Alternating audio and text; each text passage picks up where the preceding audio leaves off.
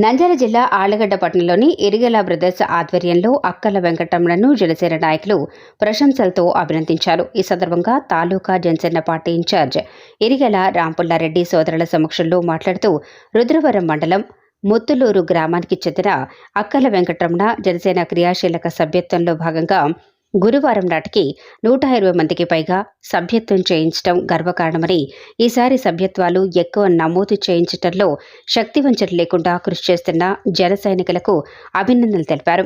ఈ సందర్భంగా cake cutting చేసి అక్కల వెంకటరమణకు ప్రత్యేక శుభాకాంక్షలు తెలిపారు.